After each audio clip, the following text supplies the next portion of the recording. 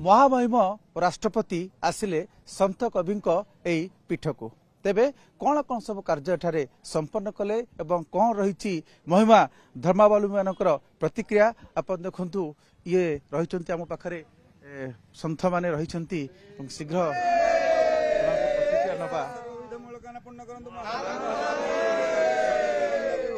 महामहिमा राष्ट्रपति महोदय सब प्रदान करंतु उपस्थित सर्वजन प्राणी मान शांति गान पूर्ण करंतु धाम धर्म अनुष्ठान उन्नति करंतु महामहिमा सच्चिदानंद विभुंकर देह महामहिमा मधुपुर कांकणपड़ा कंधरार सर्वोन्नति महामहिमा बलियापाली सर्वोन्नति लाभ करंतु महामहिमा शेषदेव बाबा रही जहाँ को आप देखुले राष्ट्रपति सहित कथा हवा महाराज जिते महामहिमा आसिले आपण केमिति स्वागत कले एवं कौन कौन कले सेठारे महामहिमा राष्ट्रपति स्वयं जिते स्थान को पदार्पण कले आमे भाविलु आम घर जने परिवार जमिति आसंती सेमिति सहकारे ताकू सत्कार करे आमर जहा किछि अनुष्ठान रे थिला पुष्पमाल्य अर्पण पूर्वक तांका सह वार्तालाप करिथिलु से मध्य निजे आमर भीम भयंकर प्रतिमूर्ति रे पुष्पमाल्य अर्पण करथिले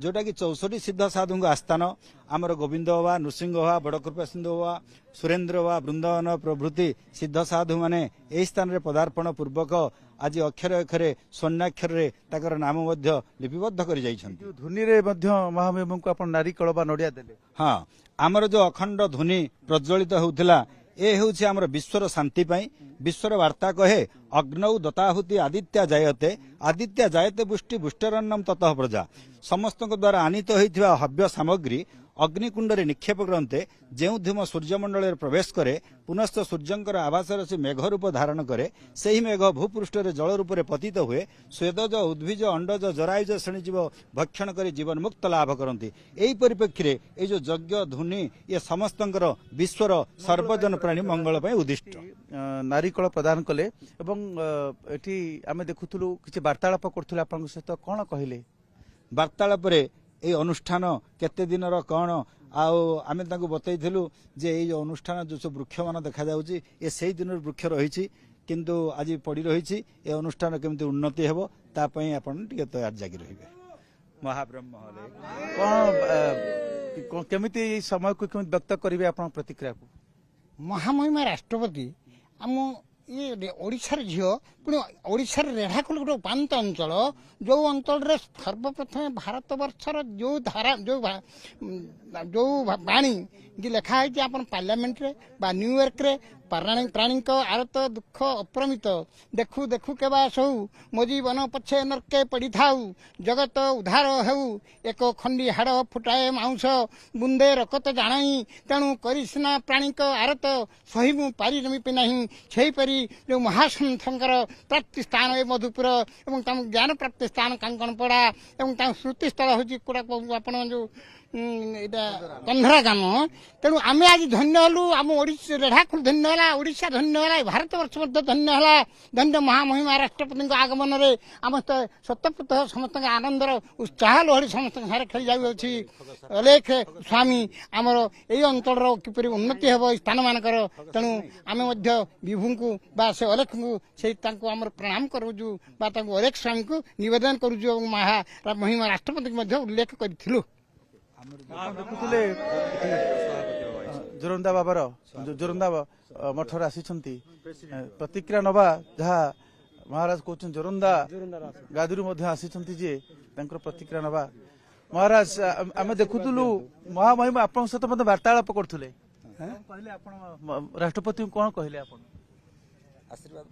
गुरु महाब्रह्म आज आम ओडिशा माटीर गर्व आ गौरव कारण ओडिशा माटी जन्म लाभी द्रौपदी मुर्मू महामहिम राष्ट्रपति संत भीम भोईंक जन्मपीठ आसिक भ्रमण करके गले तांकर पाद पड़ा यहाँ हूँ महिमा गोसाईंकर आशीर्वाद ଏ ଧର୍ମ ହେଉଛି ମହିମା ଧର୍ମ, ମହିମା ଗୋସାଇଙ୍କର ଧର୍ମ। ଏଇ ଧର୍ମ ସୃଷ୍ଟିରେ ଆବିର୍ଭାବ ହେଲା। କାହିଁକି ଆବିର୍ଭାବ ହେଲା ନା କଳି ଯୁଗ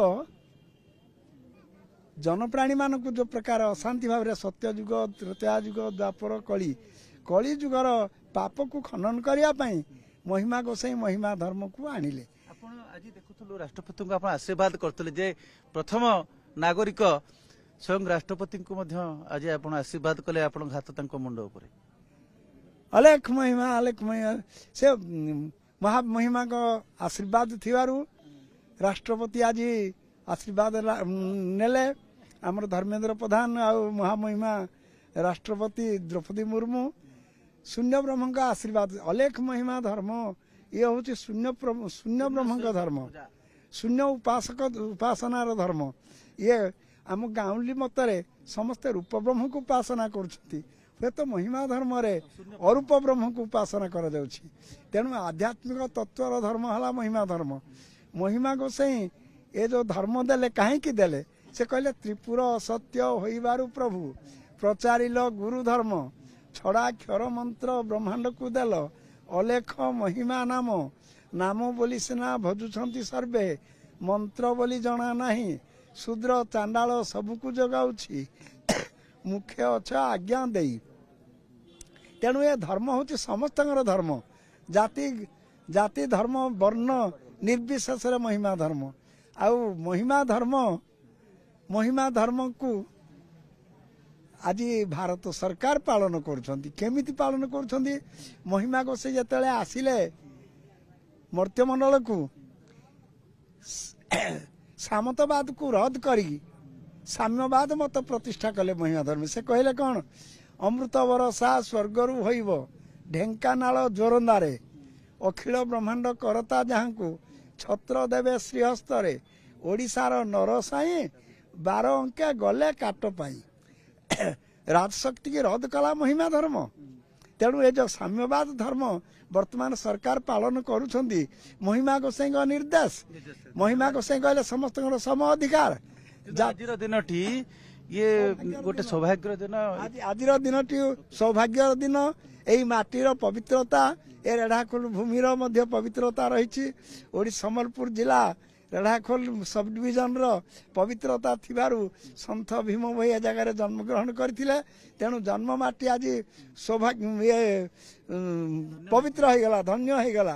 ତେଣୁ ମହିମା ଗୋସାଇ କହିଲେ କ'ଣ? ଜାତି ଖୋଜିଲେ ମୁକ୍ତି ନାହିଁ, ମୁକ୍ତି ଖୋଜିଲେ ଜାତି ନାହିଁ, ସମସ୍ତଙ୍କର ସମ ଅଧିକାର। ସେ କହିଲେ ସ୍ତ୍ରୀ ପୁରୁଷ ଜାତିବାଦର ଉର୍ଦ୍ଧ୍ୱରେ ଯାଇକି ମାନେ ମାନବ ଚେତନାର ପ୍ରଚାର ପ୍ରସାର କରିବା, ଯାହାକି ଭୀମ ଭୋଇଙ୍କର ସାହିତ୍ୟରେ ମଧ୍ୟ ତାହା ପ୍ରତିପାଦିତ ହେଇଛି, ପ୍ରତିଫଳିତ ହେଇଛି। ସେ କହିଲେ ପରା, ସ୍ତ୍ରୀ ପୁରୁଷ ଦୁହିଁକି ଗଢ଼ି ଅଛି, ଯୋଡ଼ିଏ ସ୍ୱରୂପ ଦେଖ, ଦ୍ୱିତୀୟ ଜାତିରୁ 3 ଜାତି ନାହିଁ, ସୁଜନେ କର ବିବେକ। ଗୋଟିଏ ପୁରୁଷ ଜାତି, ଗୋଟେ ସ୍ତ୍ରୀ ଜାତି। ତେଣୁ ଜାତି ପାଇଁ ଆଜି ସମାଜରେ ଦ୍ୱନ୍ଦ୍ୱ ଲାଗିଛି, ଲୋକମାନଙ୍କ ଭିତରେ ସବୁ ଇଏ ରହିଛି। ମା ମାନଙ୍କୁ ଯେଉଁ ପତିତ କରି ରଖିଥିଲେ ସମାଜ, ପତିତକୁ ଉଦ୍ଧାର କଲା ମହିମା ଧର୍ମ।